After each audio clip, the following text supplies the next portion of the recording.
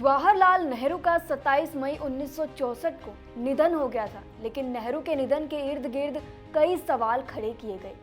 ऐसे में ये जानना जरूरी है कि उनके आखिरी के कुछ घंटे आखिरकार कैसे बीते थे, क्योंकि नेहरू की मौत की खबर को घंटों तक छिपाकर रखा गया और सवाल ये भी उठता है कि क्या उनका निधन रात के वक्त बाथरूम में ही हो गया था? क्या उन्हें देखने वाला कोई नहीं था? इन सवालों का जवाब कुलदीप नैयर ने अपनी किताब में दिया है। ऐसे में चलिए बताते हैं कि उनके मौत के आखिरी वक्त के बारे में कि उस वक्त में क्या कुछ हुआ था। 26 मई को नेहरू शाम को देहरादून से दिल्ली लौटे थे। उनकी तबीयत खराब थी, इसलिए वह 4 दिनों की छुट्टी पर देहरादून गए थे, लेकिन वहां जाने के बाद भी उनकी तबीयत अच्छी नहीं हुई। इसके बाद वह 26 मई को रोजाना की तुलना में जल्दी सोने चले गए। रात में उनकी नींद कई बार टूटी, वो कई बार नींद से उठे। इस दौरान उनका सेवक नाथूराम उन्हें दर्द की दवाई देता रहा।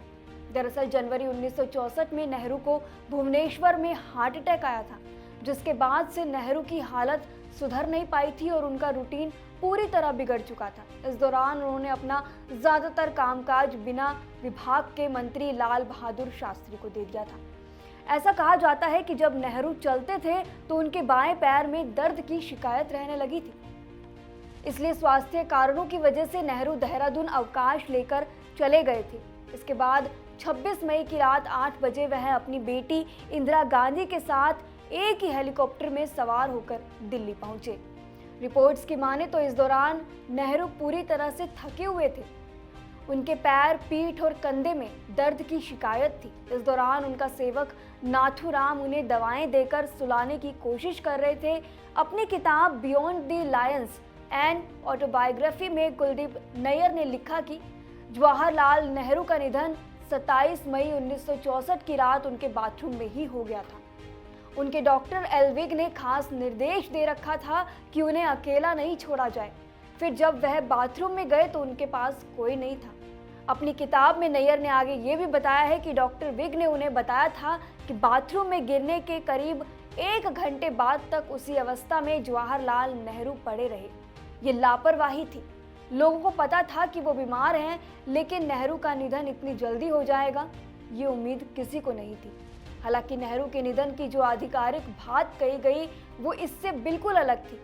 जैसा कि इस बायोग्राफी में लिखा गया है, वो ये था कि नेहरू जी बाथरूम में 1 घंटे तक बीमार हालत में पड़े रहे, उनको देखने वाला कोई नहीं था। लेकिन जो ऑफिशियल तौर पर उनके निधन की बात बताई गई वो कुछ ये थी कि 27 मई 1964 को द गार्जियन अखबार ने एक खबर प्रकाशित की। इस रिपोर्ट में ये कहा गया कि सुबह 6:30 बजे नेहरू को पहले तो पैरालिटिक अटैक हुआ और फिर हार्ट अटैक। इसके बाद नेहरू अचेत हो गए। इसके तुरंत बाद इंदिरा गांधी ने डॉक्टर को फ़ोन किया और इसके तुरंत बाद आनन फानन में 3 डॉक्टर वहां पहुंचे।